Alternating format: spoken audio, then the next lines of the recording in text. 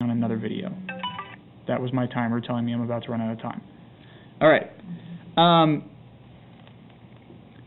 So, while it's not this simple, basically what happens is the monsoons make it so that you can basically put a raft in the water. Like if you were down here in southern Africa, you could put a raft in the water, kind of chill in the raft for a while, and these winds, if it was wintertime, these winds would slowly blow you up this direction. And at some point, it might take a couple months, but at some point you're going to run into India. You might not know exactly where you are in India, but at some point you're going to run into India. And basically, this makes it so much more predictable, so much safer to engage in sea trade in the Indian Ocean because you know where you're going. They realized honestly, they could predict the pattern of these winds down to the week when they knew when they would be shifting from one direction to another. So by about 1000 CE, the Indian Ocean had become the trade superhighway of this post-classical world. I'm just going to process a little bit of this. The seasonal winds, these monsoons,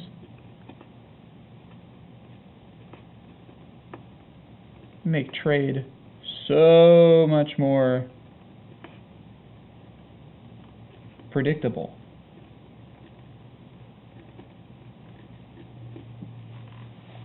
Being able to know, if I'm in India and I want to ship stuff back to Africa or over here to Arabia, then at certain times of year, I don't need to battle the waters. I don't need to do anything like that. I can just put my boat out there, have a general idea of where I'm going, use the stars to help me, and I can very safely and very predictably make my way to the port that I'm trying to get to. So the next question of this is, who is involved? Who's involved in this Indian Ocean trade? And we have a couple major areas. So first of all, I'm going to switch to a different color. First of all, we have, India. India over here. India ships things like spices. Throughout history, India and Southeast Asia as well, these are sources for spices, and these spices are things that people all over the world desperately want. If you've ever eaten food that's incredibly bland, and then you try food that is spicy and delicious, you want more of it. And so these spices become incredibly valuable and incredibly demanded throughout the world. In addition to that, India is also known for its really good cottons and dyes. They produce some of the best fabrics anywhere in the world. The other major player in this is Arabia, basically the center of this Islamic Caliphate. And Arabia, I guess I could just label this over here, but I'm not going to. I'm going to go this way. Arabia trades things, actually one of the big things they traded was perfumes. But also because this is such an advanced part of the world at the time, the Caliphate was so thriving, experiencing this golden age. In general, there's a lot of luxury items and different kinds of technologies.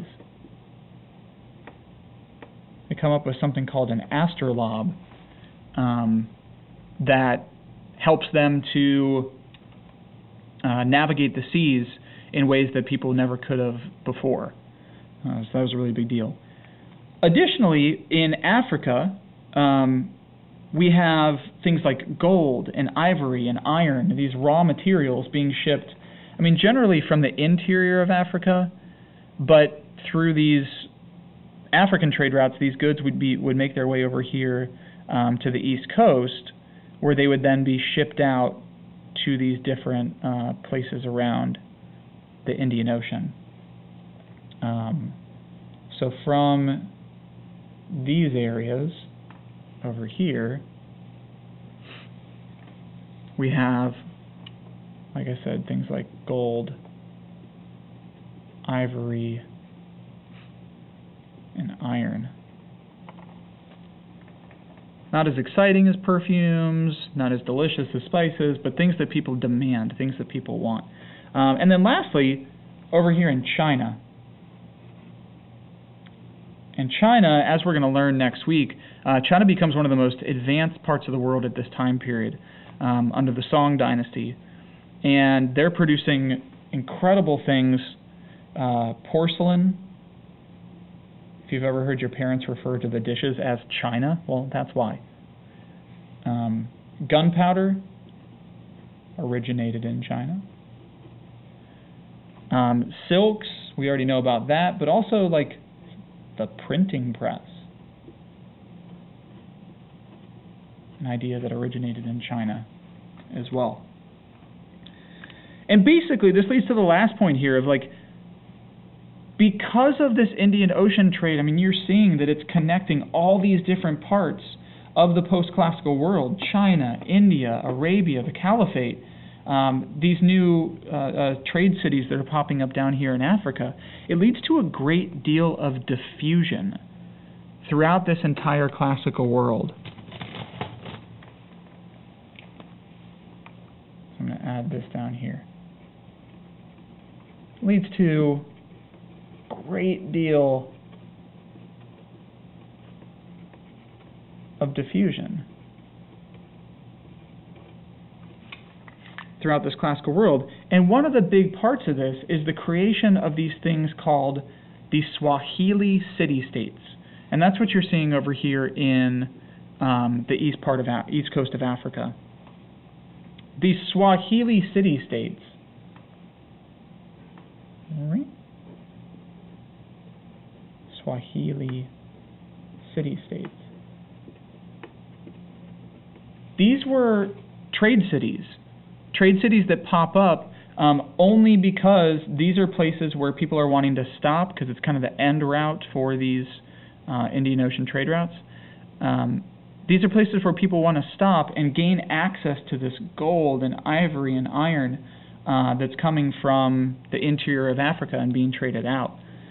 And basically, in these city-states, there's this incredible mixing of cultures that happens.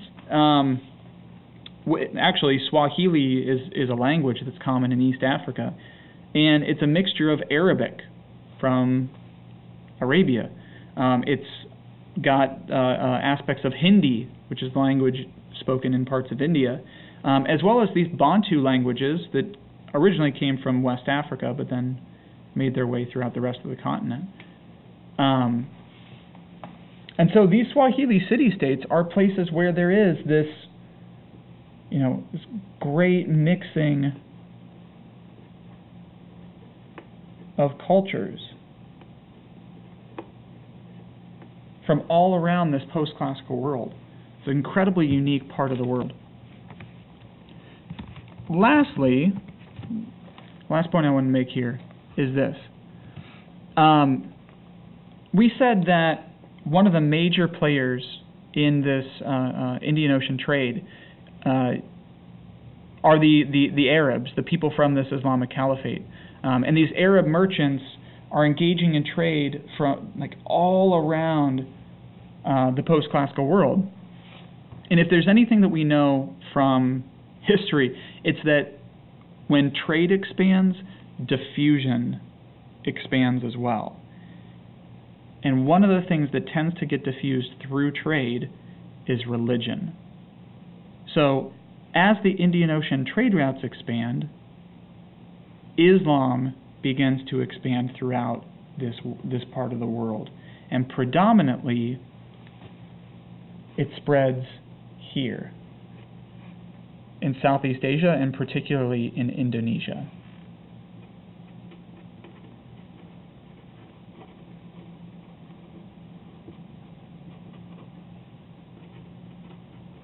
Fun fact, the most populous Muslim country in the world, it's not Saudi Arabia, not Egypt, not Pakistan, not Iran, not any of those countries, it's Indonesia. And that only is true because of the expansion of the Indian Ocean trade and because of the diffusion that happened because of it. So, now that we've gone through all that, I realize that looking at this, it's a little bit messy. For many of you, it'll make a lot of sense to probably go back through this and process this in your own thoughts and your own, note-taking format, if that helps you. In addition to that, though, I want to draw your attention to the short answer questions on the backside. There's 3 of them. There's 2 explain questions. There's 1 describe question. And just like in the video last night, I've given you guys basically a breakdown of how you need to approach these kinds of questions. And so I want you to see is that it's not always exactly the same, but at least for these explain questions, these are multi-part questions where you have to start by either defining or describing the major terms that are in the question. All right, so take a shot at those. Shoot me a text, give me a call, send me a tweet, whatever, if you have any questions. But otherwise, I will see you guys tomorrow. Thank you very much.